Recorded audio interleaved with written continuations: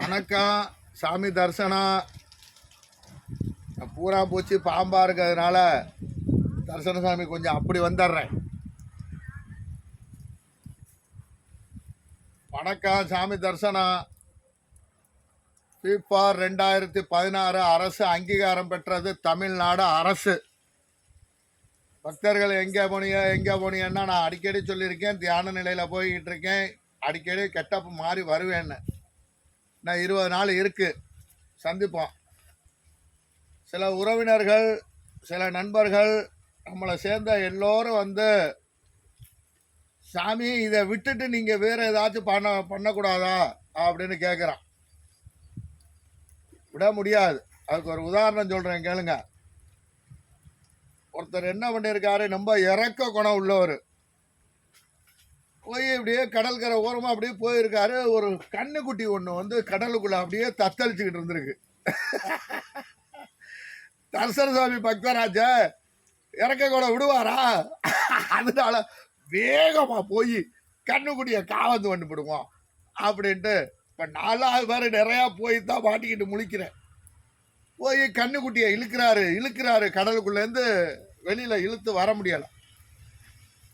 அப்போ வெளியில் நிற்கிற நண்பர் சொல்கிறாரு, கண்ணுக்குட்டி போனால் போகட்டும், அது விதி முடிஞ்சிருச்சு போல இருக்க, அது வாட்டுக்கு போகட்டும், நீ வெளியில் வாயா அப்படின்னு அழைச்சிருக்காரு.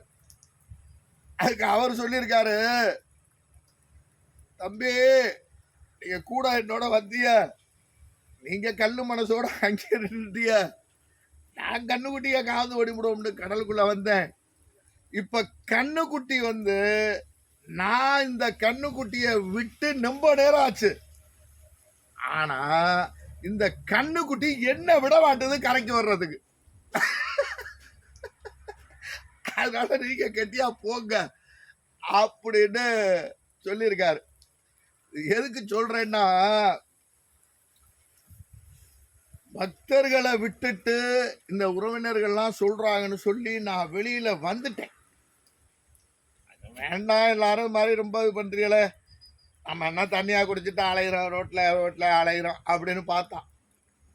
இப்போ 2 நாள் சிவன் வந்து அதெல்லாம் முடியாது அப்படின்னு இந்த விளக்கத்தை சொல்லி, நீங்கள் மீண்டும் இதுக்குள்ளே வரணும் சாமி அப்படின்னு சொல்கிறாங்க. சரி அப்படின்ட்டு நான் வந்திருக்கேன். அது மாதிரி இந்த ஆன்மீகத்தை நம்ம விட்டுலாமோன்னு நினைக்கும் போது ஆன்மீகம் பெருகிக்கிட்டே வருது. இப்போ 100க்கு 70% வந்து ஆன்மீகத்தில் தான் எல்லாரும் வந்துட்டாங்க. ஆண்கள் வர்றாங்க, பெண்கள் வர்றாங்க, குழந்தைகளும் இன்னைக்கு வந்து ஆன்மீகத்துக்குள்ளே தான் வருது. அதுக்காக சொல்ல வரேன். இன்னொரு குட்டி கதையும் சொல்கிறேன். ஒரு நண்பர்களுக்காக ஏதாவது ஒன்று சொல்கிறேன்.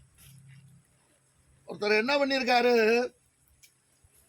இப்படி போயிருக்காரு, நல்ல குடும்பத்தில் உள்ளவர், குடும்பத்தில் ஒரே பிரச்சனை.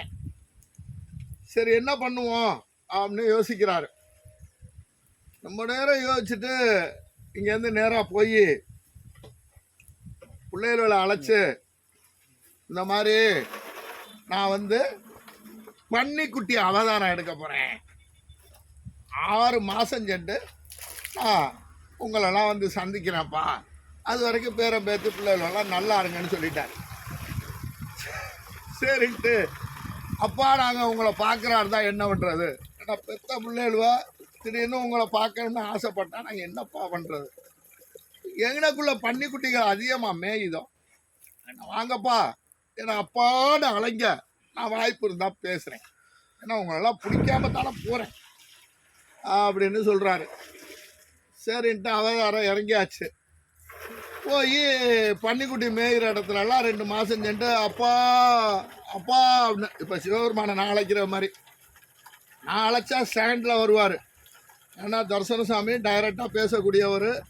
நீங்கள்லாம் பல பிரச்சனைகள் பண்ணிக்கிட்டு இருக்கீங்கன்னா அரசு அங்கீகாரம் பெற்று தமிழ்நாடு அரசுன்னு அப்ரூவோட நின்றுக்கிட்டேன். ஏன்னா அவ்வளோ பிரச்சனை பண்ணுறதுனால, சில பேருக்கு பிடிக்கலைங்கிறதுனால. 6 மாதம் ஆச்சு, நேராக போய் எங்கனையுமே அப்பா காணும். இவனு நிற்கிற பன்னிக்குட்டி இடத்துக்கிட்டலாம் போய் தேடுறாங்க. கடைசியாக நிறையா பன்னிக்குட்டிகள் மேய்ச்சிக்கிட்டு இருக்கு. அங்கே போய் அப்பா அப்படின்ட்டுருக்காரு. சும்மா எதார்த்தம் பார்த்தா, என்னப்பா நல்லா இருக்கியா அப்படின்னா அதில் ஒரு பன்னிக்குட்டி அங்கேருந்து ஓடியாந்து கேட்டிருக்கு. என்னப்பா 6 மாதம் சொன்னீங்க, தேடி தேடி பார்த்தேன், எங்கனையும் காணும். கடைசியில் சரி ரைட்டு நம்ம போய் அப்பா காணும் அப்படின்னு வந்தால் கடைசி பையனெல்லாம் 6 மாதம் முடிஞ்சு வந்திருக்கியே, என்னப்பா அப்படின்னு கேட்கும்போது, தம்பி நான் மண்ணிக்குட்டியாக மாறி வந்தேன்டா. வந்த இடத்துல இங்கேயே எனக்கு ஒரு கல்யாணத்தை பண்ணிட்டேன் இன்னொரு பன்னிக்குட்டியோட. இங்கே புள்ள குட்டி பேரன் பேத்தின்னு சந்தோஷமாக ஆகி போயிட்டப்பா. அதனால எனக்கு அந்த வாழ்க்கையோட இந்த வாழ்க்கை ரொம்ப பிடிச்சிருக்குப்பா. கடவுளெல்லாம் வர்றாங்க, எல்லாரோடும் பேசுகிறாங்க, கடவுளுக்கு பூஜை போடுறாங்க, இப்படி பலது இருக்கும்போது எனக்கு இதுவே ரொம்ப பிடிச்சிருக்குப்பா அப்படின்னு மைண்ட சொல்கிறாரு. அப்போ எப்போப்பா எங்களை பார்ப்பியா அப்படின்னு. இல்லைப்பா, அந்த மனிதர்களுடைய வாழ்க்கையை நான் முடிச்சிட்டேன், உங்களோட வாழ்ந்து முடிச்சிட்டேன். நமக்கு இனிமே இந்த வாழ்க்கை வேண்டாம். இந்த ஜீவன்களுடைய வாழ்க்கை எனக்கு பிடிச்சிருக்கு. இதான் என் மனைவி, இதான் என் பேரன், இதான் என் பேத்தி அப்படின்னு இந்த 6 மாதத்துக்குள்ளே எல்லாமே எடுத்துட்டாரு. கடவுளுக்கு குவிக்காக கொடுத்துட்டாரு. எதுக்கு சொல்ல வரேன்னா, தரிசனசாமிக்கு இந்த வாழ்க்கை பிடிச்சி போச்சு. நான் என்ன பண்றது, எல்லாரும் நல்லா இருங்க, மனிதர்கள் எல்லோரும் சொந்த பந்தாரு எல்லாரையும் நான் சந்திப்பேன். இப்படியும் வருவேன், கெட்டப்ப மாற்றி வருவேன், கோவணம் கட்டிக்கிட்டு வருவேன், துண்டை கட்டிக்கிட்டு வருவேன், அப்படியே பிச்சைக்கார மாதிரி அப்படியே வருவேன். நாங்கள் அவதாரம் பல உருவம் எடுத்துட்டோம். அதனால மனிதர்கள் உறவினர்கள் எல்லோருக்கும் சொல்றது என்னன்னா, தயவு செய்து என்ன இந்த ரூட்ல விட்டுட்டீங்கன்னா நான் ரூட்டை கிளியரா போயிட்டு இருப்பேன். யாருக்கு எந்த இதுவும் பண்ண மாட்டேன், சந்தோஷமா போயிட்டு இருக்கேன். இப்போ காலோட சிவன் வந்தாரு, குலதெய்வம் அம்மா வந்தாங்க, எல்லாரும் கேட்குறாங்க. எனக்கு பிடிச்சிருக்குங்க. எல்லோரும் இந்த ஆன்மீகத்துக்குள்ள வரத்தான் போறீங்க. என்ன எத்தனையோ பேர் எங்கள் வீட்டில் போய் அப்படி பண்ணுறாரு இப்படி பண்ணுறாரு உத்தராஜம் போட்டிருக்காங்க. அதெல்லாம் இன்னைக்கு எனக்கு மேலே அள்ளி போட்டுக்கிட்டு திரியிறாங்க. தரிசனத்தோட சிஷியர் ஆயிட்டா எல்லாரும். அதனால போகிறேன் முன்னால, நீங்கள் வாங்க பின்னால, பாட்டு பாடுற மாதிரி. சரி, ரொம்ப நேரம் ஓட்ட வேண்டிய இல்லை, விரைவில் வர்றேன். இந்த அன்பு தம்பி நித்யானந்தா சொன்னது மாதிரி ஏதாவது நிதி உதவிகள், பூக்கடை, போக்குவரத்து, பழங்கள் அப்படியெல்லாம் வேண்டிய இல்லை, வட்டி இல்லா கடன், தங்களுக்கு என்ன வேணுமோ என்ன அமௌண்ட் வேணுமோ சொல்லுங்கள், எடுத்து உரைத்து வாங்கித்தாரேன். எத்தனையோ பேர் இன்னைக்கு பிஸ்னஸில் பணம் இல்லை, அத்தனை கோடி இல்லை, இத்தனை கோடி இல்லை, நான் அப்படி இருந்தால் பெரிய ஆளாயிருவேன், இப்படி இருந்தால் அதுகளுக்கும் உண்டு. உங்களுக்காகத்தான் வர்றேன். பார்வதி அம்மாவோட நினைவாக மண்டபோடும் போட்டிருக்கேன், நிறையா போடுவேன்.